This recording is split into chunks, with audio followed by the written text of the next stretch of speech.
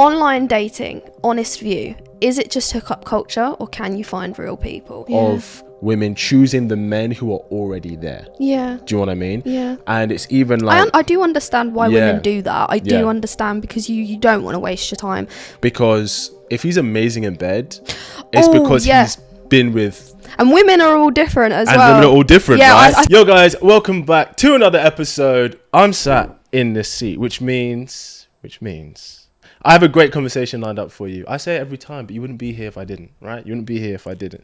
On this channel, we like to have good conversations, find out what kind of dating stuff is going to help us get what we want.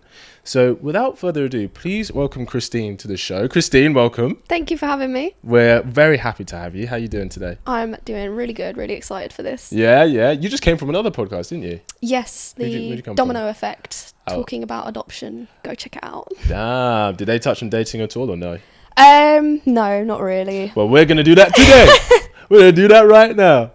Well, thank you for coming, for being here. So just to start off, tell us, when we know your name, Christine, tell us what you do for work, your age or age range. You don't have to share that if you don't want to. And one thing a guy should know about you if he wanted to take you on a date.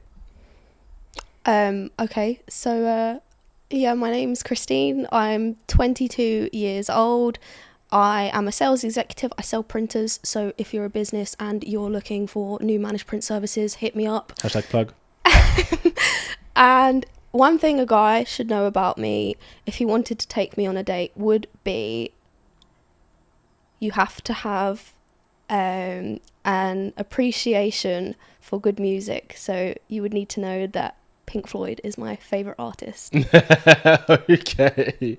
We love that. I mean, yeah, that's fair enough.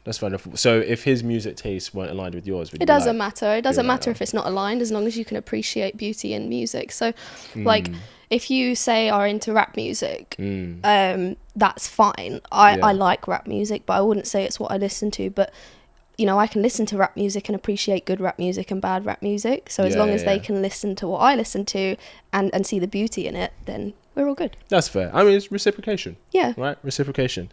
So I want to start you off with, what do you think is the biggest obstacle for women in dating today? We're going in, okay. Yeah, that's why we're here, baby.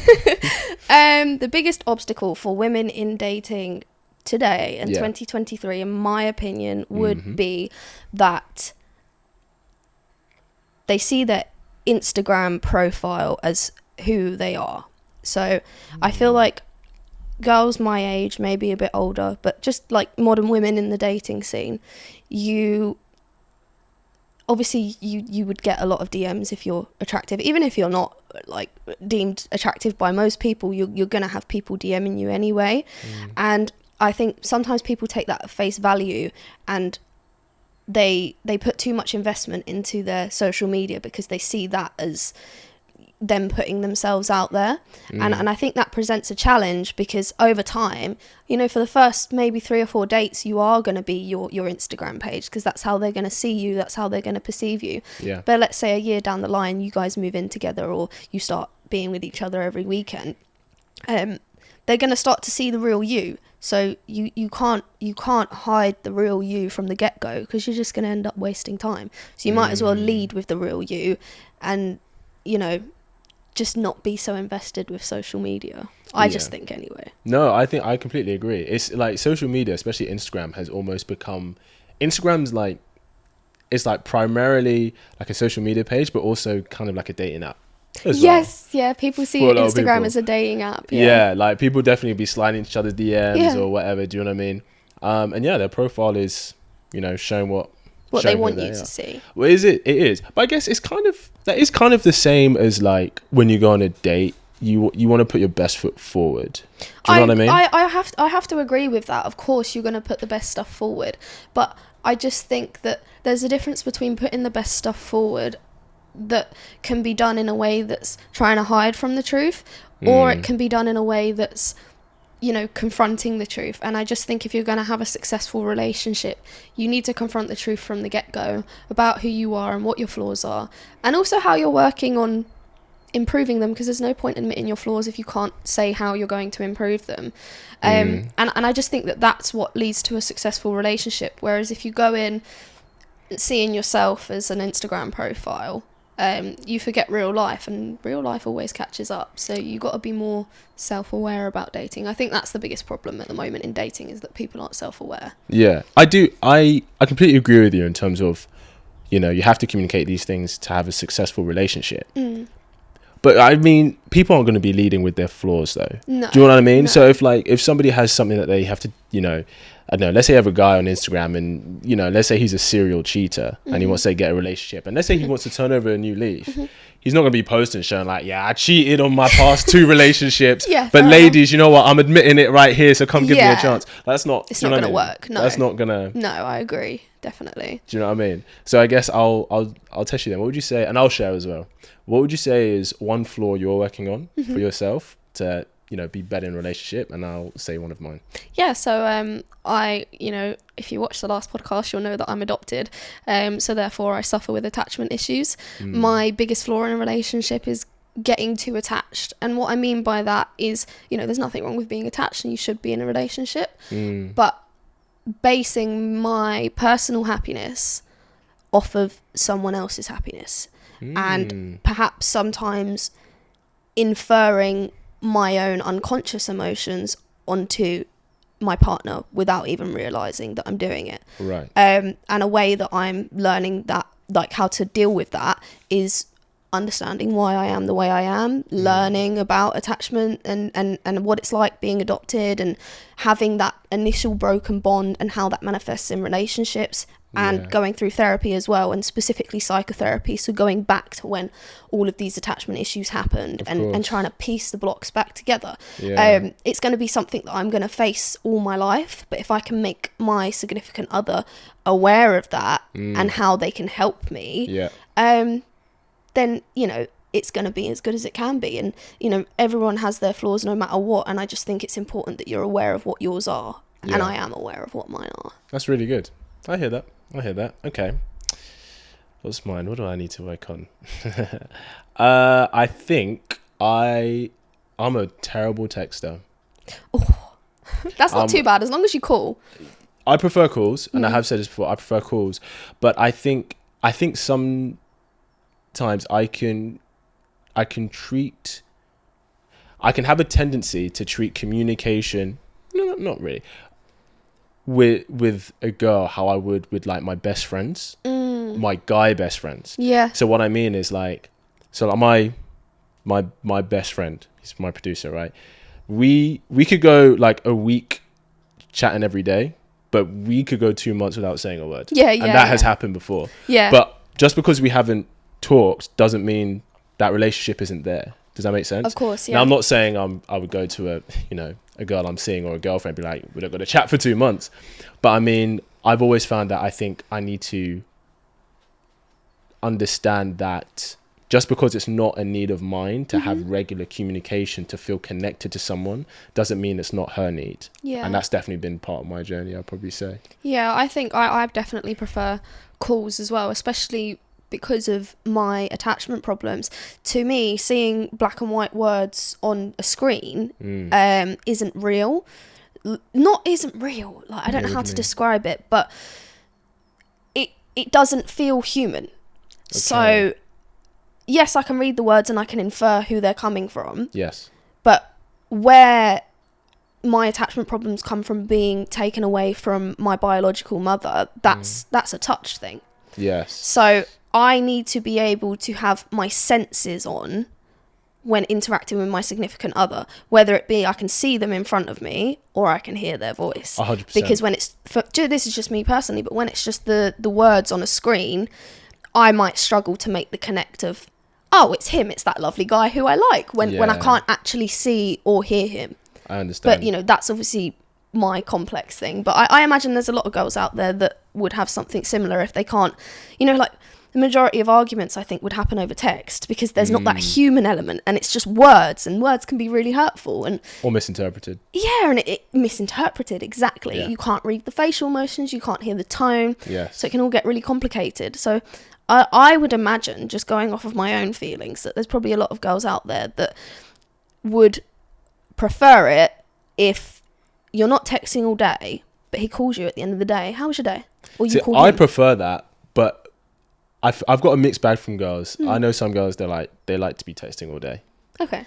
But yeah, I guess regular communication is definitely. Yeah, I mean, definitely there's a bit of nuance to it. Like, if something happens in the day, say you overhear your boss mention a promotion, quickly text your partner, oh, I just heard this, things like that. But you know, the constant back and forth, what you're up to, not much you, and you know, like, yeah, it's pointless to me. I agree so much. Like, I think a lot of the time, if I'm texting someone, right, and it's like 5-6 lines in, and it's like, I know it's going to be an actual conversation. Yeah. Unless I'm in a place where I can't call, I'll just call. Yeah. It's just easier. And I think that's so much nicer. And I think if you, guy or girl, if you're talking to someone and then they call and you initially retreat and think, oh, why are they calling me? Yes. You don't really like them. I personally think that, and I can only go from my own personal judgment. Someone can very easily say I'm wrong, but that's your view. My view is that if that happens, you don't really like them. You like having someone to text, and it doesn't matter who that someone is.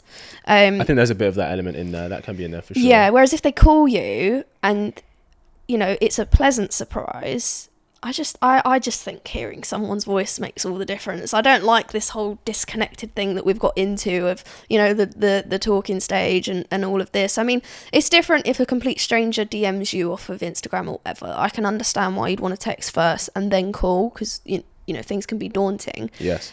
But if you've met someone in real life and they've approached you, or you've approached them, I don't know, it doesn't really matter. Yeah.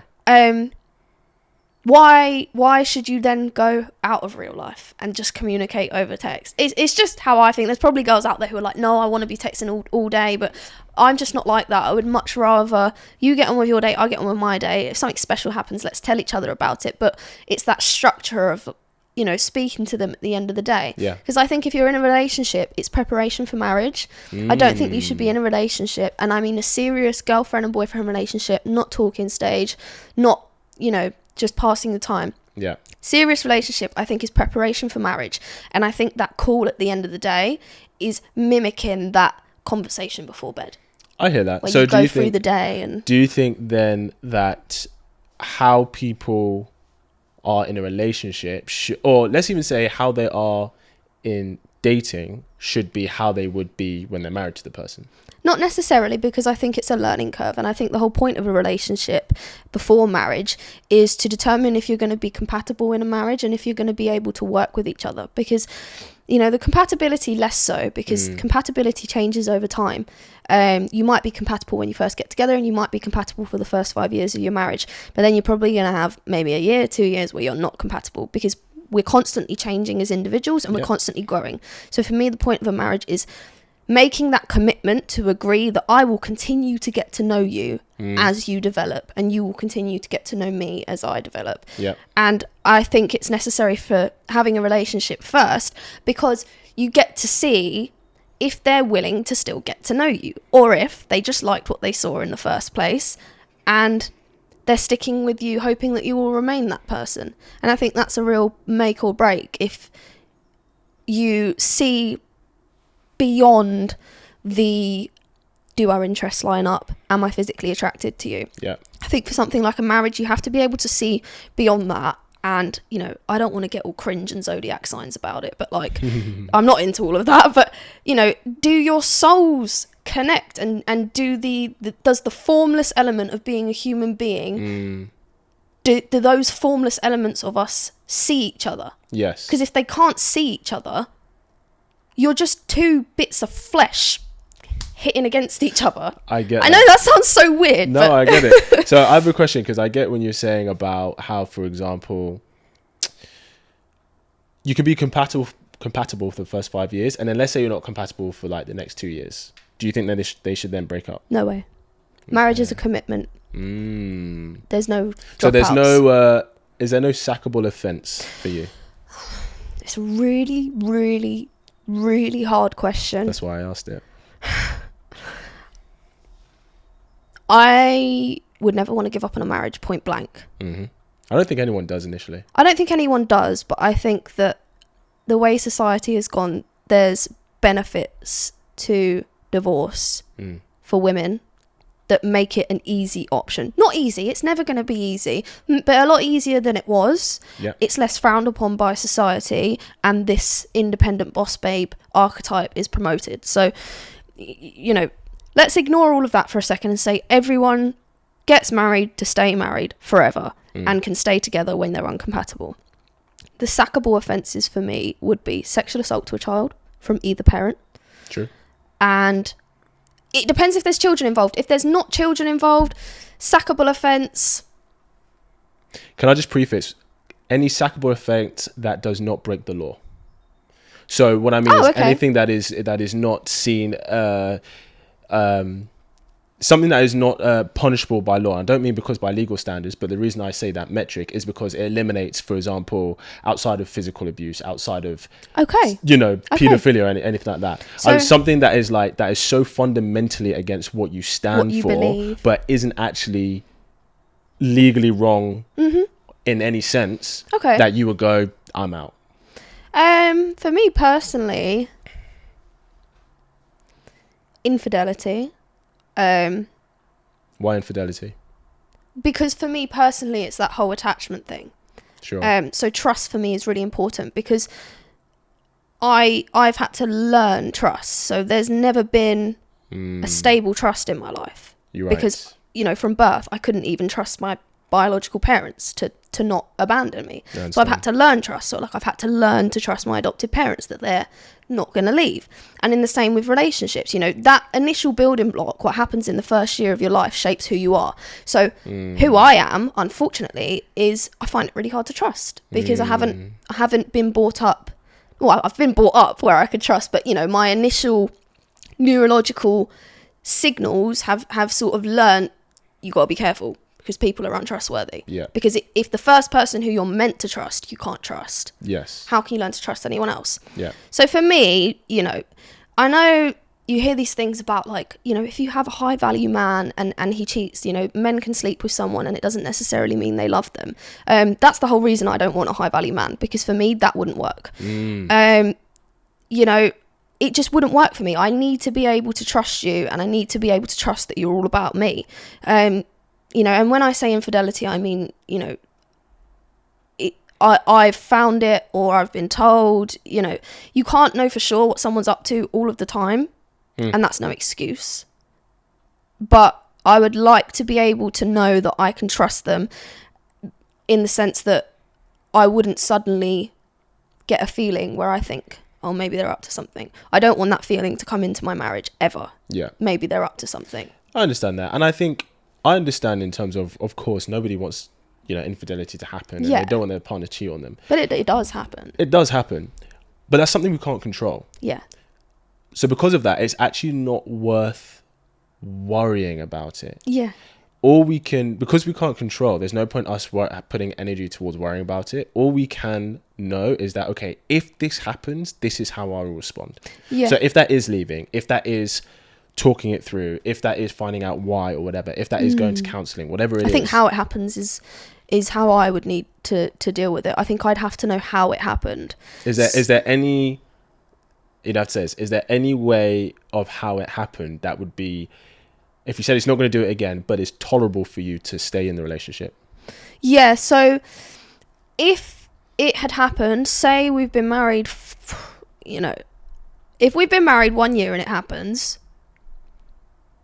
bit unacceptable, because you've made that commitment. If it happens, say 5 years plus down the line, like I say, you can become incompatible. Sure. But they've chosen to stay, they're not asking for a divorce. And let's say it literally just happened, they were really, can I swear on here? Yeah, go for it. Really shit-faced, like. Sure. And it was simply a fucking chuck. Yeah. Fine. Not fine. It's not okay. It's not okay. But I can live with that. Sure. Because I Third degree, not first degree. Yeah, it's like that formless part of you, because I can still see you. As long as I can still see you being not your flesh and bone, not what your preferences at the time are, but the you that I married, as long as I can still see you, it will take me some time to comprehend it, but I can conceptualize it, I can see how it happened, and I can accept it. If I can't see how it happened, so just for an example, let's say he works and he's got an assistant. That doesn't just happen. That is energy exchanges that have happened. So, you know, maybe she starts wearing something he likes. She can tell that. He can tell that. Maybe occasionally compliments start happening more. So if there's a chain of causation, to use a legal term, if there's a chain of causation, that is when I don't know if I can see you anymore. As in, you know, the soul part of you. I don't know if I can quite see that anymore, because you had this point. You would feel the presence. Yeah. Go away from you. Yes, exactly. You would feel it, and you probably. And the thing is, you're. I can tell you're quite, for lack of better terms, spiritually aware and sensitive. So, I think you would even recognize that before it even happens. 100%, because I would feel the shift, and like you say, it being drawn away from me. So, the only way that would work would be, I've felt it, and you have to be able to tell me before I have to tell you. So here's my question. I get that, right? Just to challenge that, because I do agree with you. I think there's an argument to say, okay, the strong man isn't the man who's never tempted, it's the man who never gives in to temptation. Yes, yeah. So if you get a guy, because sometimes you can't help who you connect with, right? Of course. But if you have your husband and he does, a connection with his assistant does happen. But while he acknowledges that, because of his commitment to you, he makes sure he doesn't cross the boundary. Is that, let's say, acceptable for you, I guess, is the question. In what sense? Has he told me about this or not? No, because there's not really anything to tell. What's he going to tell? Like, I feel like I've got this connection with my assistant. No, so but I've not done anything. Just like, I'd be oblivious, wouldn't I? So it wouldn't really affect me, because I wouldn't know. You only know what you know. If I don't know, I don't know. Yeah. I hear that. What's something you want to ask or bring? I feel like I've asked a few. I've grilled a few. Online dating, honest view. Is it just hookup culture, or can you find real people? And what I want to add a bit of context to that. Yep. To say, you know, because I only know about Tinder. I don't know about any of these other things. So I'm going to go off what I know about Tinder, which is you're either interested, you swipe right, or you're not interested and you swipe left. Yeah. I'm not asking, is it possible to swipe on someone, then meet them, then have a connection? Yes. Because to me, that's still hookup culture, because the reason you swipe right wasn't because you want to get to know their interests. Like, that's just the way I see it. Okay. Do you think it's a good idea, good relationship advice for a single woman to say to her, try Tinder, or what are the other ones? Bumble and Hinge. Nice.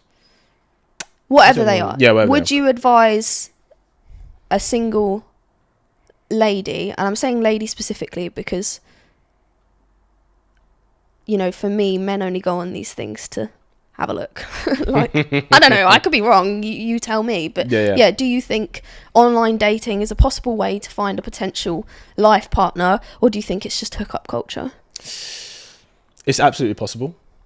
A lot of it is hookup culture, I'd say, depending on the kind of app you're on, depending on if it's free or not. Why, if it's free or not? Well, because if you go on an app that you have to pay for, if it's going for a woman, guys aren't going to pay to be on an app if they're just looking to hook up. They're going to use the free apps. Cool. Okay. So if the app you have to pay, so you're way more likely to be meeting and matching with men who are looking for something serious because they're paying to be there. Does that make sense? Yeah, that Any makes kind sense. of online dating service.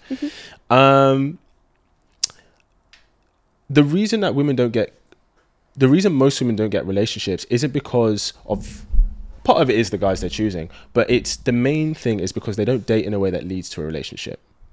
So it's not about how they meet the guy, but it's how they date the guy. Okay. So whether they meet the guy at a bar or on an app, because you said, so meeting on app, you're just doing it because you like the look of them, right? That's exactly why you are someone out on a date. True. Whether a guy meets you in a bar, he's not looking at you being like, wow, she looks like a great person. He's looking at you and goes, oh, she's really cute. Yeah. I want to take her out. Yeah. Right? So whether it's in real life or on a screen, you're still asking them, matching with them for the same reason, because you find them attractive. Mm-hmm. So yeah, I would say it's how you date. And there's an element of, the kind of guys you choose, because some guys, not every guy who is open to dating a woman will be open to having a relationship with her, is the truth. Mm-hmm. Because some guys are just looking for sex. Yeah. Do you know what I mean? And there's the harsh reality of, when guys are just looking for sex, they don't really have any standards. Tell you that they're looking for just sex, I don't think. Well, they'll never tell you. Yeah. Not never. That's not, I rephrase. That's why it's never. like I see this whole like Tinder and that as a dangerous game, because you could have a really nice girl on there who's just looking for a life partner, but she kind of has to filter through all these men first, and it's like then by the time she's filtered through, she's essentially damaged goods. Yeah, it's if she has sex with all of them. Yeah. And I don't want to say she's damaged goods, but what other guys would say, like if she's had sex with I don't think she's damaged goods, but what I mean is that the majority of men would see her as not damaged goods, but like she's been run through. She's been It's here's the thing.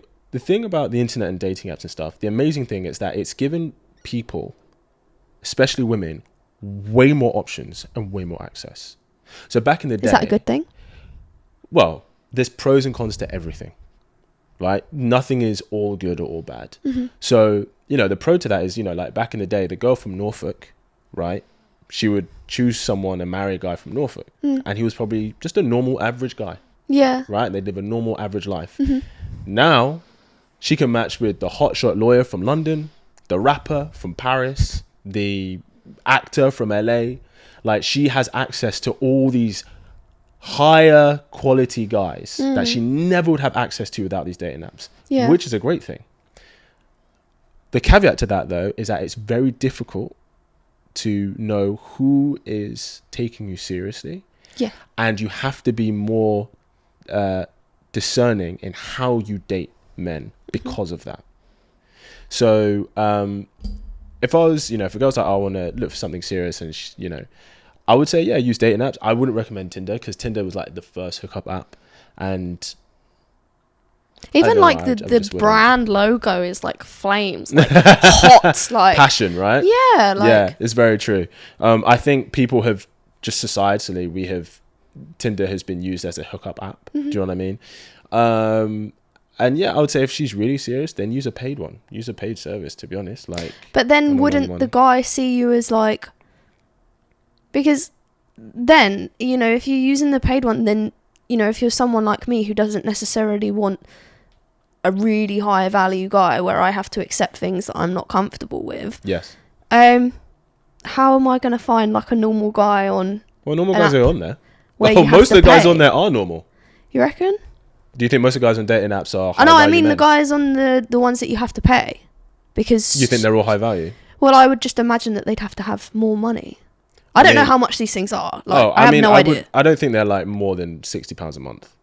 £60 a month? I mean, if you're on an average wage, you could afford... If you're looking for a life partner, which is arguably one of the most important decisions you will ever make in your life, people will invest £60 a month. Wow.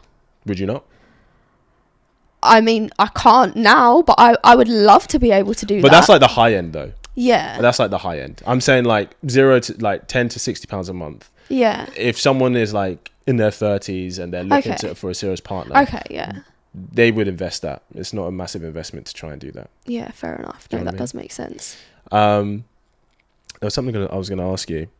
The other thing I was going to say was, it's not just dating apps to meet people. You meet people in real life. Do you know what I mean? But then you have to go out to do that. And if you want to, meet someone, like, I feel like the main reasons people go clubbing is to either like hook up or get attention. And it's like, if you meet someone, like, realistically, when you're like, say my age, you're 22, like, where are you going to go out? Like, you know, all my friends want to go to clubs, so then I'm going to be in a club and a guy's going to approach me thinking I'm a girl that likes going clubbing. So then I feel like there's a bit of a cognitive dissonance. Yeah, I hear what you're saying. So how do you go out and try and find these people somewhere that's not renowned for being a place that people go to just to get a bit of attention and have some sex? I understand that. While I agree that while most of the time most people who go to clubs are how can I put this, interested in the party hookup lifestyle, not everyone who's at that club is, because there'll be times where you will go to a club with your friends where that's not who you are, right? I would say it's someone who consistently goes to party environments is that kind of individual. But you can find people in these party environments because they're just there because it's someone's birthday. Yeah. Or maybe it's drinks after work because they all just got a promotion. Yeah. Do you know what I mean? Yeah. So like it can be, while I agree, maybe a vast majority, perhaps I'm just guessing here, could indulge in that lifestyle frequently. I would say it's if they indulge in that lifestyle frequently, then I would say it's fair to make that assessment that that's what they're looking for, because that's the environment they're particularly drawn to. But people just go out, you know, because they're just going for someone's birthday, or it's the new year, or, you know, whatever it is. Do you know what I mean? Yeah. And I would say in that sense, if a guy approaches you because you're out at a bar, you know, I think how he approaches you can, you know, maybe determine whether... Can you break that down? Yeah. Like, I feel like if it seems too easy, it just seems like he's done it a lot. Yeah. Do you know what I mean? If he approaches you out of nowhere and he's then if you haven't been approached a lot, how can you tell the difference? Well, you can't. So you can't. That's what you got to learn. You're just a lamb at the slaughterhouse. Well, I mean, like, you know, it takes two to tango. You know, a guy can't date you if you don't want to date him. Yeah. But if you meet a guy and you don't really know if he's serious about you or not, but you're like, oh, I think he's cute, so you give him your number. You date him in a way that would lead to a relationship, you know, which is essentially kind of what I teach. But when you date in this way, it very quickly eliminates the guys who are just looking to waste your time for something physical. You know? Where would you say is a place to meet people? In real life? Said this on one of my other videos. Salsa bar is really good. Salsa? Yeah. What if you... Doesn't matter if you're a beginner. The salsa community is incredibly welcoming, and people there, girls included, will also just teach you. It's like, it's what if you go there and just like actually just like eat salsa and not get involved? Do that too. People will ask you to dance though, but like I know people who go to salsa on their own. I can't think of anything worse. Or I'd still give it a go. I'm really open-minded. I would give it a go, but members clubs are good. Members clubs? Yeah. Like golf. No, not necessarily golf, but it could be like a lounge members club, you know, or like an artistic one. So I mean, oh wow, yeah, cool. So like, you know, I'm just saying the actors ones because that's the ones I know. But there's Hospital Club, Century, Soho House, which is obviously a big one. So any kind of members clubs. There's, I'll say BAFTA. There's one on South Bank as well. That it's not an actors one, but members clubs are good. It's a different kind of environment. Members clubs are like chilled areas for professionals. I would say work is a good place, though there's more hesitancy because of hashtag #MeToo. Yeah, like at work. Well, just like, you know, circles in your work. Yeah. Okay. I'd say. Also, as well, I'd say, you know, if you're not happy with your options as a woman, you should learn how to approach a guy. Oh yeah, I agree, definitely. You know what I mean? Yeah. Like, because there's nothing wrong with being like, I want them to come to me. That's fine. But it's gonna be harder. Yeah, it's gonna be harder. But also, you can't complain if the guy you want doesn't come to you if you're not willing to go to him. I agree, but I do think there's another layer to it. Like, I would like to think if I saw someone I was really attracted to, that I could pick up the courage to go and ask them out. I'm saying I would like to think because... well, you're in a relationship, right? Yeah, you know, but, you know... How did you guys meet? We just met through mutual friends. It wasn't anything... Who asked you out first? He told me he liked me first. We never really did the whole dating thing because we met just before COVID, so we never really got to go on any dates or anything. Okay. But in retrospect, if all of that didn't happen, COVID and everything, I would have liked it to have been a dating experience first, because I do think that's necessary if you're looking for a life partner. I think it's important to incorporate dating as a regular thing, even after you're married. Yeah, I agree, yeah. Because it keeps the romance alive, and it's that commitment. It's, we're going to do this, whether we like it or not. Whether we go out, we argue the whole time, like, we're going to do it. Yeah, I agree. I agree. So, yeah. Do you think... 304 phase, a hoe phase. Do you think that is good, bad, or doesn't really matter? I don't think it's good. Okay, why? I think it's detrimental to your mental health. You know, I don't want to offend people who do those things, but be honest. I just think that's why we're here. I think you're blind when you're in it. What do you mean? I just think you're blind to real life when you're in it. Like, I don't think you've thought things out in an orderly fashion to be able to break them down into segments and then break down the steps of how you're going to achieve those segments in order to fill out the long run. And what I mean by that is your life. I don't think... Do you think it's the same for men? No. Why? It depends how bad it is. I don't agree saying men get distracted by sex more easily than women. Yeah, so it depends for me. Like, I feel like if, say, you meet a guy who is late 20s, early 30s, and when he was, say, 20 to 25, he was sleeping around with girls. As long as you can sense that he's kind of really not into that anymore, I think it's fine. And I do think it's kind of natural that guys fall into that. The guy falls into that. Well, it's fully intentional. I know it's fully intentional. Yeah, it is fully intentional. I guess I'm thinking in the sense of being a girl. Like, for me, I personally don't think you choose a hoe phase as a girl. I think you fall into it and then start saying you've chosen the hoe phase. But that's just my personal opinion. You don't think girls who, let's say a girl's been in a relationship for 4 years, she's just come out. Oh, that's a bit different. She's never explored, and she's like, you know what? Yeah, I think I'm talking more like from my age, like, you know, post 18.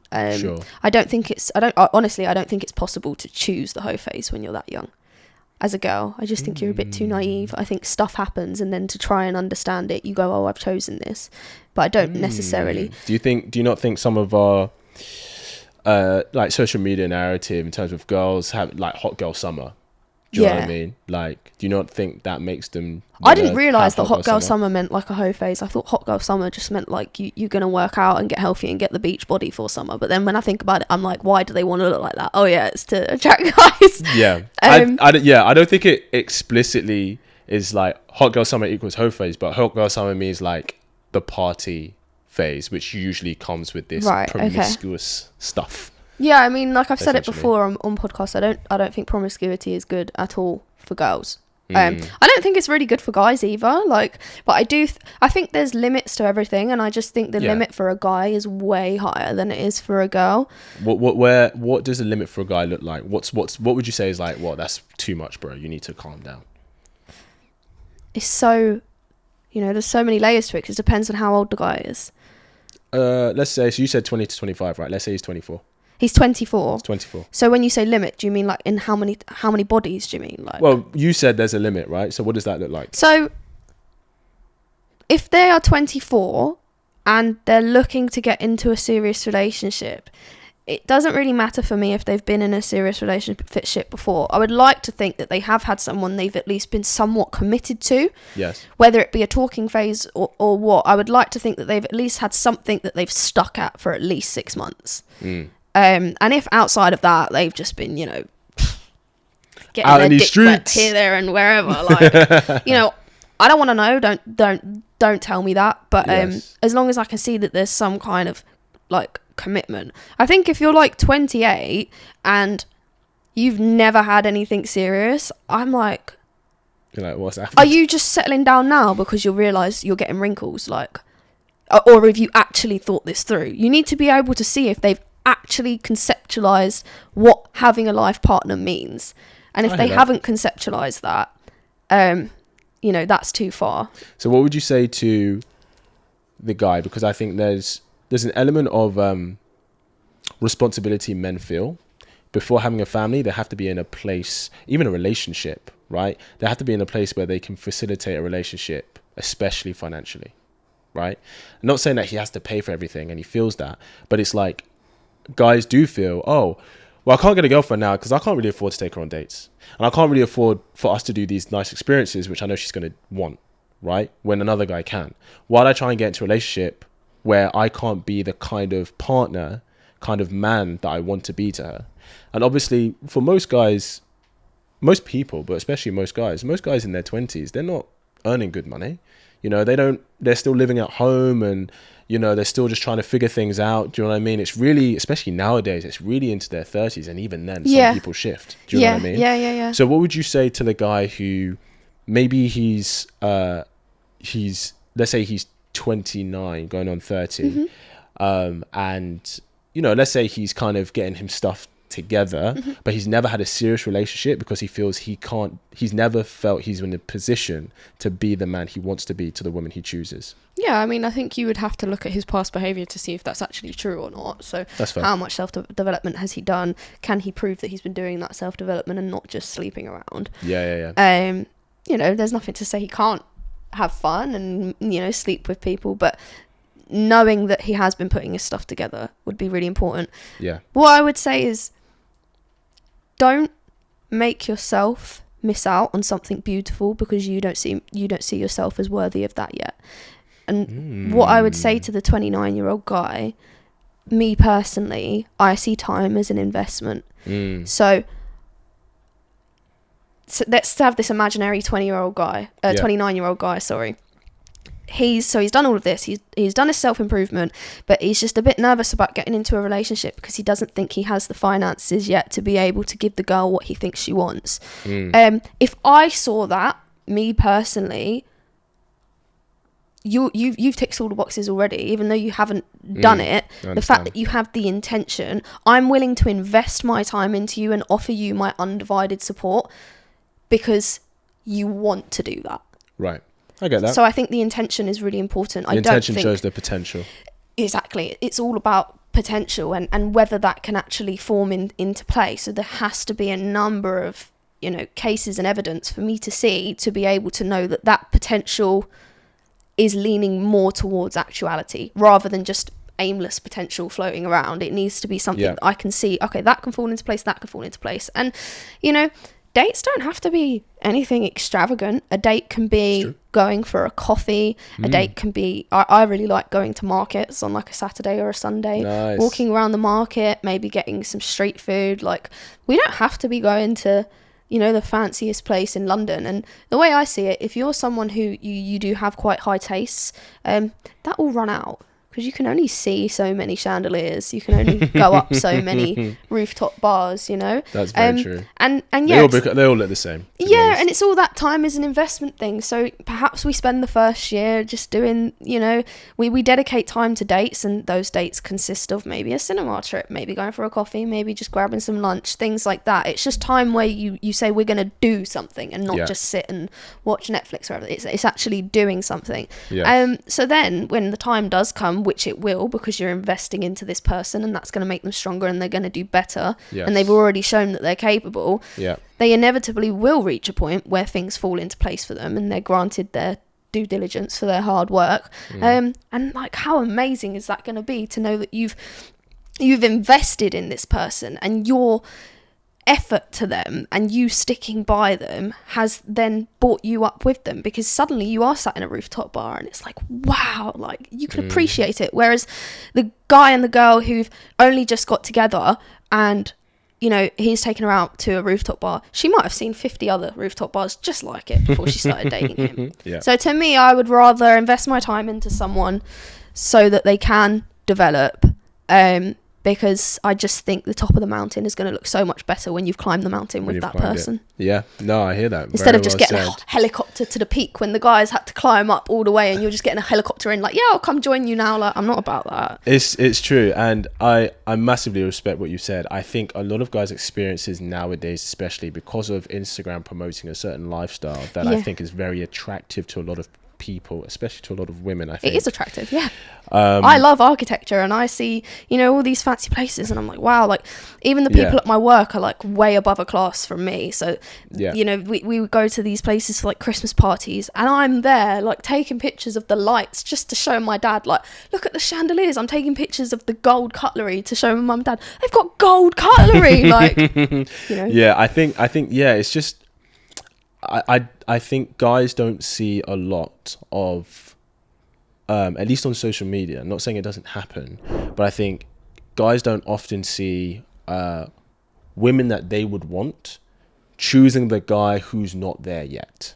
They see a lot of women choosing the men who are already there. Yeah. Do you know what I mean? Yeah. And it's even like... I do understand why women do that. I do understand, because you don't want to waste your time. We're on a much shorter time scale than men. Sure. There is that urgency to know that, if I find this partner, I'm going to be able to settle down and I'm going to be provided for. I understand the mentality. But I actually don't think that is the mentality behind it. I think that's what I would hope the mentality to be. I think really, plain and simply, it's just they're showing all of this. It's like advertising, isn't it? Social media, like, even if it's an advertisement or not, you see the best of lives and you think, I want that too. And I think simply it's just they want to be in these places and they want to be, showered with gifts and all of this. I hear that. I would hope that they're choosing these men because they understand the conceptual side of it, the being provided for, the safety, the security. But if I'm being honest, I just think it's just they've seen it on Instagram and this guy's providing it, so why not? I hear that. Do you think there's an element of your position on that due to your age? Like, if you were 32, not 22, would you still be... Do you think you'd be as accepting of a guy who is... You wouldn't. No. That's what I mean. It's time, isn't it? If I'm 32... Oh, God, that thought really makes me depressed. Like, if I'm... Wow. Like, careful, half my viewers might be... Nah, I'm joking. It's true. I'm hoping that if there is a 32-year-old watching, that they're self-aware enough to look back and realise they probably, when they were my age, didn't want to think of being 32 and not... It's true. No, I mean, it's something. True. It's true. But, if... Please, God, no. But if it did happen, that I am 32 and I'm not involved with someone and I don't have children, I'd have to... I don't even know. I don't even know. Tolerance level for it would just go... Because I couldn't even then expect one of these men who are, like, they've got it all sorted. I couldn't even expect them to want to be with me. Because why should they? Why should they be with me? Why wouldn't they want to? Like, if you're because men would prefer to go for of course, and there's always an exception to the rule. But I think you have to look at things generally in order to make informed decisions about probability. And I just think that when you're that age, I mean, I don't know, like, I'm just some idiot 22-year-old. Like, I would love for people to correct me so I can learn. But the way that I see it is, I'm 32. I've already lost my youth, which men value. I'm probably not as fertile. The infertile window is what, like 30 to 35, that you're less fertile. I think you lose like 90% of your eggs by the time that you're 30. I think it's 35. I've personally heard it's from 35. That's when it becomes significantly more difficult. Yeah. Yeah, I mean... I get what you're saying, but surely that just depends on the age of men you're looking at. So you might be 32, but to a 40-year-old, you're a young fine thing. True, I would go a lot older if I was 32. Do you know what I mean? I would go older and I would go established. Maybe the other 32-year-old guys, if they've got their shit together, because they're probably getting attention. Well, they'll be getting attention from any woman between the age of 22 to 40. Yeah, so I'd have to go older at that point. Yeah, I'd have to go older, and they'd have to be established. And I don't mean they earn six figures. I mean they've, maybe they've got a place, or they're in a position where they're ready to get a place. Yeah. They have money coming in. Yeah. And they have a bit of money saved up. Actually, the saved up part isn't even really a huge thing for me. It's more just, to me, if I see someone who has saved up, they think in terms of the future rather than just instant gratification. So for me, it's more of a signal of your values. But But it's not really a make or break for me, because as long as there's money coming in, yes, we can start saving as a unit. Like, Very true. I don't necessarily want to take all your savings and share it between us. That's your work that you've done. If you want to share it with me, lovely, but that's respectable. I don't, you've done that yourself, and I've done what I can myself. And I just think the ultimate goal is, no matter what age you are, to come together, and whether you have savings or not, start building something, and you're doing it together. Teamwork makes dream work. Yeah. Give me two things that make you respect a man as a potential partner. Let's say you haven't gotten to know him yet, but let's say, I don't know, I know you're in a relationship, but let's say like you're single, one of your friends is like, this guy, I think he'd be great for you. So you don't know who he is, but what would you say there are two things that kind of make you go, I respect him. I respect a guy who's X, Y, and Z for my potential life partner? Oh, that's a really difficult question, because I haven't really had to think about it. That's why I asked it. Something respectable. Doesn't have to be respectable, but what makes you respect him as a potential partner? Do you know what I mean? He's selfless in one way or another. Whether it be, it doesn't have to be the extreme, like he does charity work and everything. I don't really care about that, but he is known for doing things in the interests of others. I hear that. Not wholly, because I believe if you do that your whole life, you make yourself sick, because you forget about yourself. Sure. But partly, so, if his auntie, or he's got a niece or something, and he offers to babysit, or say his nan is elderly and he does the shopping for her occasionally, things like that. Yeah. I have a lot of respect for, just understanding that there's always someone worse off than you, and not just leaving them to be worse off, but trying to do something to help them, to just help them, basically. I hear so that, being selfless. And it's really like superficial and cheesy, but nah, go for it. I would like a guy who can drive. We've heard this before. Because I drive. Yes. But I can't drive. Would you be? Oh, my alloys are ruined. I just hit curbs on a daily basis. Oh, that's and so I'm like, heartbreaking. That's so heartbreaking. Like, I got my car stuck in an alleyway. Stuck in an alleyway. I don't even know. I was an estate agent, and I've been down this alleyway like 50 times, and it was like the day before I was due to leave to go on to my next job. Yeah. I drove down this alleyway for a viewing, and I got my car stuck, and this woman came along trying to get to her house. My car's just stuck diagonal in the alleyway, and I'm like, sorry, I don't know what to do. So I'm lifting this woman and her children and the pram over my car so she can get to her house. And then this guy who was in the shop that's like the side of the alleyway comes out. He's like, I heard scraping. And I'm like, oh, no, that's my car. That's my car. He's like, do you want me to move it? I'm like, oh my God, yes. And he's like, I've never been so happy to see a man in my life. I was like, if anyone's going to get it out, it's going to be a dude. Like, I respect that. If a man can drive, I like it now. I respect that. Because then it's just, we're going to have a nicer car for longer. That's just the way I see it. That is very true. Because if I had it, like, I want to have a nice car, whether we share it or not. Yeah. But if I'm driving it all the time, it's not going to be the same car in 6 months. I'm sorry. So, like, if there's an emergency and I need to drive, I'll drive. If it's a long journey and you have to do a certain amount and then you need to take a rest, like, I can do it, and I want to do it. Yeah. I don't want to give up driving. But it would be nice to know that I don't have to, because then we can have a nice car. I get that. I like that. What's something you want to ask? Is there something else you want to ask? Or I'm not too sure. Let me see if there was anything you want else. to bring to the discussion. Yes. How long do you think someone needs to be single before getting into a relationship, a serious relationship, where the intention is to find a life partner? How long do they need to be single? And do you think it's necessary to be single? Obviously, you're not just going to go from like one to the other in a day, but like... So we're talking about once they've broken up from a relationship. Yeah, and the self-improvement time. Because I think if you're going to find a life partner, some people are blessed. Yeah. Some people go to school and they're childhood sweethearts. They grow up together and it's all rainbows and fairies. But the reality for a lot of us is that that's not the case. So I think that for the majority of people who that's not the case, in order to find a life partner and have a successful marriage, there needs to be investment time in yourself, because you have to make yourself into that good partner. I agree. So how long is that time? Oh, that's completely dependent on the individual. Mm. It's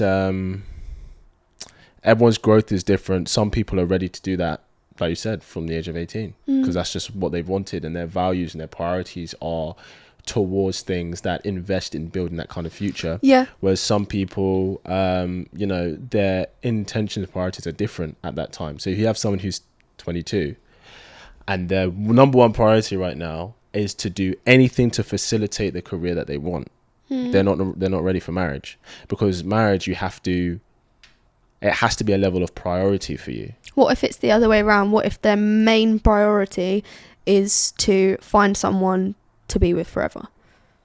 Okay, well, I think they have to understand, as long as they understand what their needs are and what they are willing to be, what is required of them, then yeah, I think you have to have the level of, not tolerance, level of patience to understand that it's going to be work. And if you do understand that, you understand what's required of you, as well as being able to communicate what it is that you need, because I think that's a big part of people's journey, not being able to communicate what it is that they need, as well as be willing to understand what their partner needs, then I'd say you're ready. So yeah, I don't think there's like a amount of time to be single that's like a blanket thing for everyone. It's more just requirements not requirements, but checkpoints that you need to meet to know that you're ready. And it could take 6 months for one person, and it might take 2 weeks for someone else. Exactly. And because there's, we have different, we're multifaceted beings, right? So we have the ambitious side of ourselves, we have the feminine side of ourselves, the masculine side. So the side that all is that Carl Jung psychology, I love it. yes. And the side that is the side of us that is geared towards marriage, family, relationships. People invest in that at different points in their lives. Like, I guess, from the way you've been speaking, what you've communicated, like, you've invested in that side of becoming that person for yourself probably sooner than most girls your age. Is that fair to say? I get told that a lot, especially by older women. They're like, they love to tell me, you think about this stuff too much, and don't worry, go live your life. But it's like, when I hear live your life, I just hear just sleep around a bit. And I don't want to do that. So why should I have to? Like, live your life could be find someone you love and enjoy life with them. Exactly. But yeah, you're right. I have one more question as well that's time related. Please, I love it. Bring it. We can all agree everyone's different. Yes. But let's take away the trying to encompass everyone in the audience. Of course, we're talking generalities here. How long do you think, when is the right time to get married? So from establishing that you're in a serious relationship to proposal. So when would you say is the ideal amount of time to have spent in a relationship? So we're talking about a relationship in this sense of preparation for marriage, and you're both aware that that's what it is. Yes. When would then be the perfect time to get engaged? Because if you get engaged, you still might not get married for another year, 2 years, maybe even 5 years, maybe even 10 years. So even in that engagement time, it's still preparation for marriage. True. When do you think engagement should be? We're talking from the position that, let's say, they are in a position where they can afford to have the wedding and everything like that.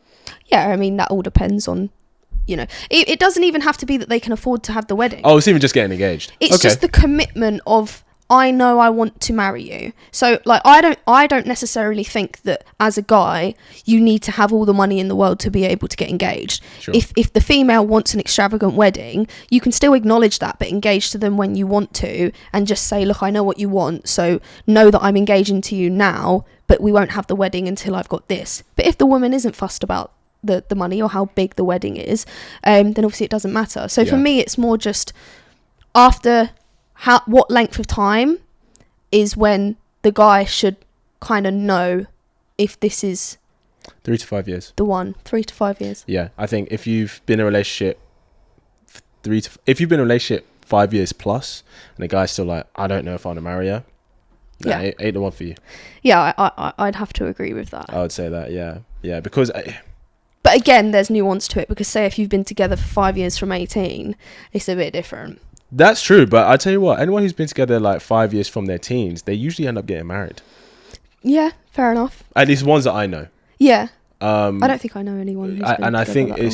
and I think especially from the teen to adult, because that teenager into adult, especially coming into the world as an adult, that's such a massive, I think that's one of the biggest transitions we go through in life. Yeah, definitely. So I think if you have a partner that you're with them before that transition, during and after, and you've settled It's after, a solid foundation. Yeah, the foundation is so solid. Yeah. Yeah, I would say 3 to 5 years. Yeah, I'd say.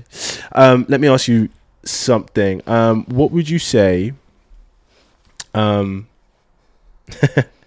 What would you say? I'm scared. I don't like that laugh. What would you say are 3 red flags that a guy should look for in a girl? And I'll give you 3 red flags a girl should look for in a guy. Cool. Okay. 3 red flags a guy should look for in a girl. Yeah. Say it. That one. That one right there. Whatever that one was, say it right now. She's obsessed with her Instagram, and I mean with her on her Instagram. Say more. Why? If she Say it. has loads of bikini pictures, if she posts fairly frequently, if you can scroll back for ages and it's all pretty much the same thing, pictures of her dolled up, pictures of this, pictures of that. Mm-hmm. To me, I personally, it's like what we said about the Instagram being a dating profile. To me, that's a dating profile. And there's, that's a good point. It can be turned into a green flag. Yeah. If she's willing to get rid of it all. Not all of it, but the stuff like that's delete appropriate. her Instagram? No, she doesn't have to. She doesn't have to delete it. Because I cleared out my Instagram. So I got rid of following people I'm not interested in, because I was getting a lot of, these models and everything. It was making me depressed, because I was like, I don't look like that. Yeah. So I did that whole Instagram cleanse, and now I only follow people I'm genuinely interested in. Sure.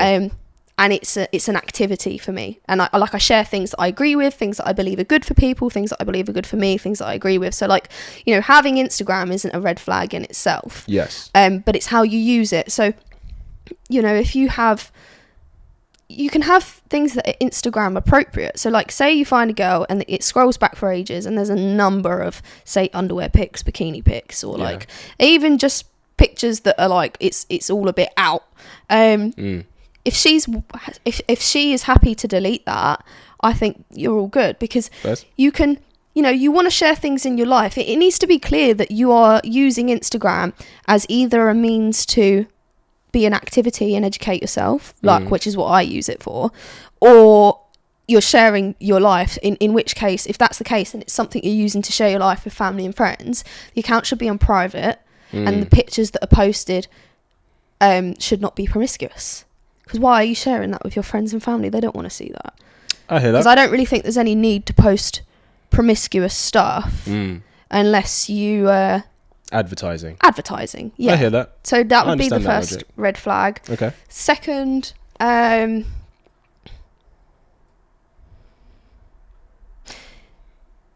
if she can't admit to you her faults in her previous relationships. Taking accountability. Yep. If she can't see where she fucked up in her last relationships, she won't ever see her fuck ups with you. So you ain't got a chance. That's a good point. Yeah, you need to be able to... You people get hurt. People get really hurt. Yeah. So you can say that. But if you come out of a 3-year relationship and say, they did this, they did that, they did that, and you don't say what you did, that's a red flag. That you were perfect. Because if it was that bad, I know I could get a lot of hate for this, but if it was that bad, either you would have left, or someone you love, I'm assuming you're blessed enough to come from a family that cares about you and have friends around you that care about you. Someone would have dragged you out. So if you can't sit and say, he did this and this, which hurt me, so I don't want you to do that, but I did do this and I did do that. And I understand that maybe the reason he started doing this, or maybe the reason he said this, is because I provoked him in some kind of way. Sure. So accountability is huge. I'd say that's the number 1 red flag for a guy to a female, if the female is not self-aware and accountable. That's a good point. And the last one, Oh, if she's not willing to give up going out clubbing and drinking with all of her girlfriends on a night out. If she's not willing to give it up fully. Yeah, like she doesn't have to give it up. A lot of guys are fine with it. They understand that they girls accept it. They accept it. Like, you know, a lot of my friends, that's their main hobby. They like going out and drinking. Yeah. I don't particularly enjoy it, but I do it for them. Yes. Like, I don't want to be there, and I wouldn't be there if it wasn't for them. Yeah. So, you know, if a guy can accept it because maybe the girl's in a situation like me where that's the only time she gets to see her friends. Yeah. I hear that. Then it's like, okay, but she has to be willing to give it up, because if the friends are good enough friends, the girl can come and say, look, I don't want to do this anymore for this and this reasons, and this is what's going to make my relationship or marriage best. Yeah. Then if the friends are good friends, they'll say, all right, that's fine. Like, we're just, when we want to see you, they'll make other time for you. Very if true. they're a good enough friend. Yeah. And I think if you're a female and you can't give up the idea of, and when I say give up the idea, I mean of getting dressed up, knowing that you're looking good, knowing when you go out, guys are looking at you. Yeah. If that is a fundamental hobby of yours, you're not ready for a serious relationship. Seeking because you care about external other people's approval. Yeah, I mean, yeah, it's validation. We need social approval in a social context, because that's how we work as human beings. We need to be somewhat accepted by the majority in order to know that we're doing the right thing. Because usually, if someone's outcast, usually I'm talking in a scientific sense, like it's because something's not quite right with them. True. So you need to be able to be approved by your peers. Yeah, it's a metric to show that you're all together. Yeah, essentially. Yeah, but if you really love the idea of going out with your girls and all the stuff that comes with it, because a girl who says to a guy, like, you know, no guys came up to me, if you're an average looking girl, you're lying. I really think you're lying, because it's true. Most girls, like, you're gonna get some attention. Like, I tell my partner about the people who come up to me, and I tell him what I say, and it's quite hilarious actually, because usually they come over and they only really talk to me because I'm interrogating them as to why they're talking to my friends. Sure. So, like, to go off track a bit, I went out with my two best friends recently, and these two guys were over, and they were very interested in my friends. My friends are very good looking, so I don't blame them, but they kept going, oh, come back to our place, all of this, and I just kept going, why? And they were like, oh, because, you know, like, it's just me and him, like, we want some girl energy. And I'm like, yeah, why? Like, everything they said, I'm like, yeah, why?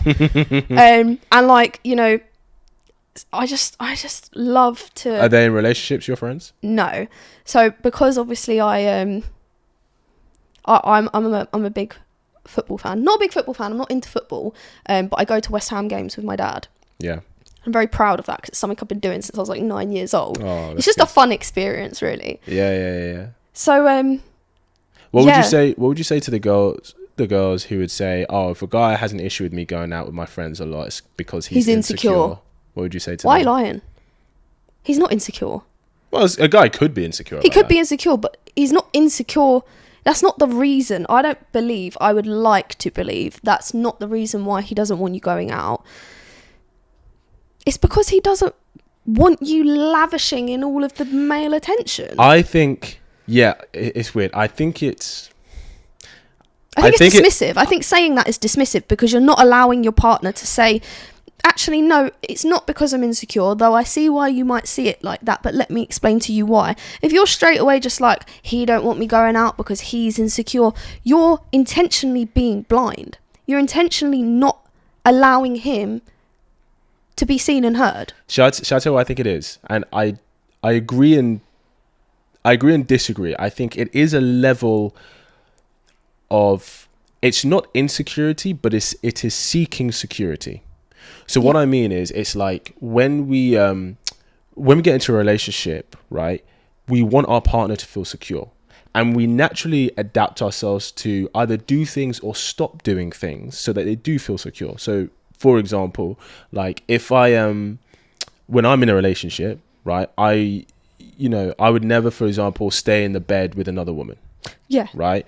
And that's not because if I did, then something would happen, but it's just a metric or rule that I apply, because it's like, it's just a boundary to so I can maintain being appropriate.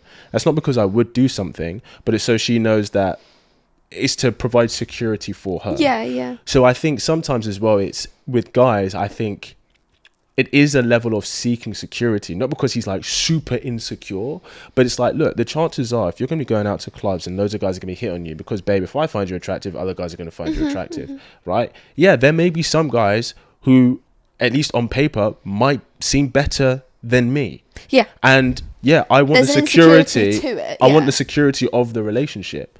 Now, I know it's weird. Because I'm, I know I always kind of think differently to most people. Like I don't really get jealous, really, if I'm being honest. I think it's more because my ex-girlfriend was a salsa dancer, so she would go to salsa bars lucky and you. she'd be salsaing with different guys Okay. all the time. Okay. And I didn't have an issue with that. But then I think because I'm an actor, sometimes I have to be intimate with people Yeah. on stage or on screen or whatever. Now I think I understood for her that was her soul food, if that makes sense. Now, was there risk of her meeting guys who could be perceived better than me? Of course there was. Yeah. But I guess that was a risk that I didn't have a problem taking. But maybe that's because, I don't know, sometimes it could be because if we feel secure in our relationship so much, and maybe it was a level of arrogance that I was like, she wouldn't choose any guy there over me. Do you know what I mean? But yeah, I think it is a level of seeking security. I think that's really interesting to determine whether that is arrogance or not. Because I would like to believe that that's quite healthy. To think, she wouldn't choose any other guy over me, because I would think that means you're so confident in her love for you that she can't be swayed. Yeah. But I can understand why you would say it could be an arrogance thing, because I can understand why people can hear it like that. Yeah, I think obviously we would all say like, oh, I think I'm so healthy in this way. Yeah. But I don't like the awareness to be like, I could be wrong. Or it could be like, oh, you just think you're great and you're not actually as good as you. Yeah. Do you know what I mean? Shall I give you my red flags? Yes. Okay. Female red flags. Let's go. Or that red flags in guys. Oh no, that guys. Sorry, I don't know where I am. She was there. You're like, we're stuck on there. Okay, so 3 red flags women should look for. I would say 1, if he proclaims himself to be of a naughty boy.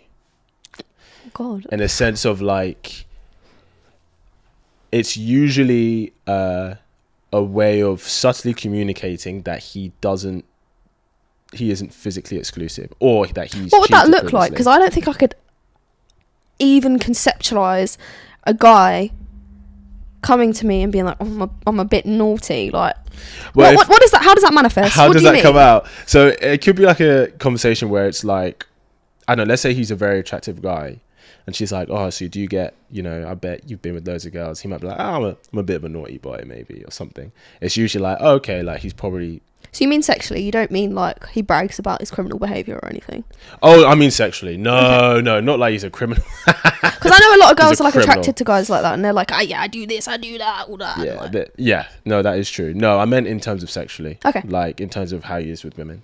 Because, saying naughty and boy is just a way to...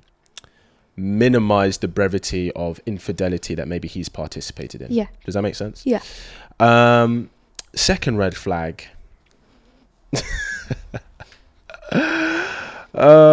It's weird because this is like a red flag, but also could be a green flag in different ways. If he's amazing in bed. I understand. Because if he's amazing in bed, it's because he's been with... And women are all different as well. And women are all different, right? I think, I don't know if it was you. I might have heard someone talking about this recently and they were like, oh, if a girl is good in bed, like that could have been because she's been with a guy for a prolonged amount of time and she's perfected the art. Yes. But if a guy is good, how? Because because every woman's different. So if he's like amazing in bed. Yeah.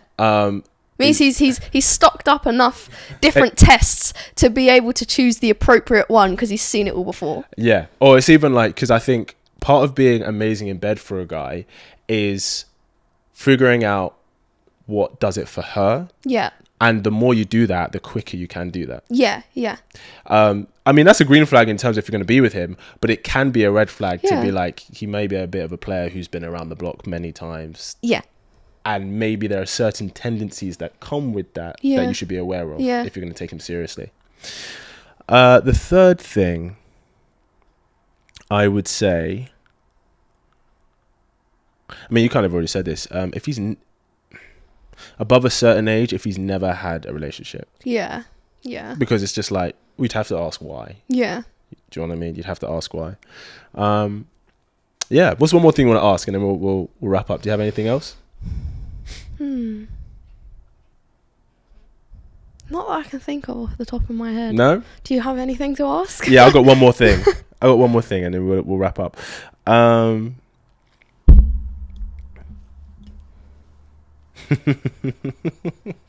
Why does that laugh sound so evil? It is evil. I always play the bad guy in whatever like things I do. Okay. Should I do that? Yeah, do it. Yeah, okay. I mean, you have a boyfriend, but maybe it was him. Tell me about a male crush you had, and what did you do to try and get him?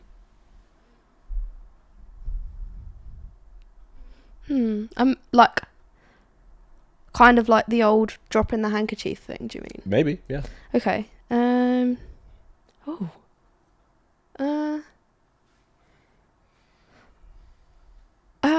Okay, let me really think. What have I done? What, to kind of signal that I like someone? Yeah, so let's say there was a guy who you like, I have a bit of a crush on him. I want him to... I'm not gonna lie, I'm an notice absolute me. melt. So, like, when that happens, I'm like, he's cute. Okay, bye. I'm not gonna lie.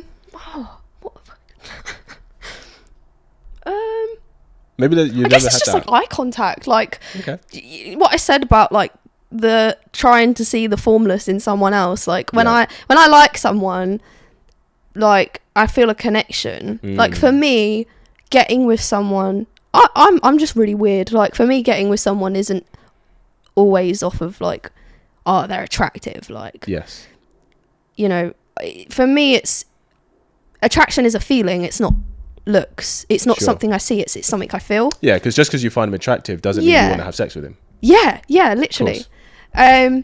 So yeah, for me, I guess it's just like trying to catch their eye in a certain way. It's kind of a crappy answer, but No, hey, and has that worked for you? Like you saw a guy and you just tried to maintain as much eye contact with him. yeah, whatever but not in space like a you're in. creepy way. Like, Just like yeah. Although, like, I do feel like I come across creepy when I like a guy. Like, I can't lie. I don't think women can be creepy. You know, I feel like That's creepy good. is. That's good to I feel know. like creepy is reserved for men Cool. only. That's really good to know.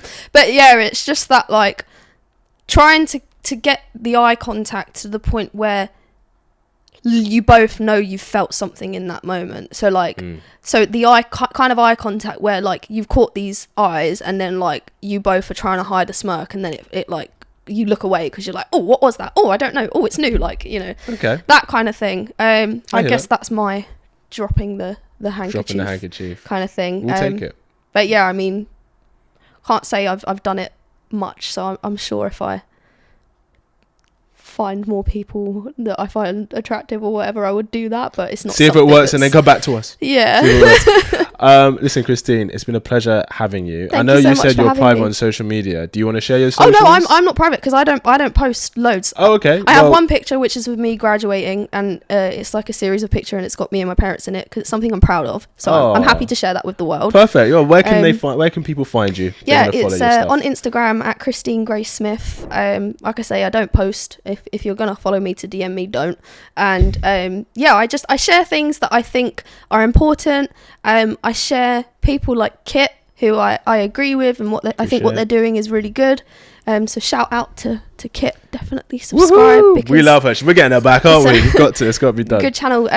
So yeah, I mean, you know, I'm on social media as a way of learning and sharing things that I think are important for people. So if you're all about that, please feel free to follow. Awesome. Well, we appreciate you sharing your energy with us today. Thank you for coming. Guys, go give her a shout out. Go follow her on social media. Show her some love. And yeah, you were a great guest. We'll get her back on at some point. Well, thank you for tuning in, guys. And I will see you in the next episode.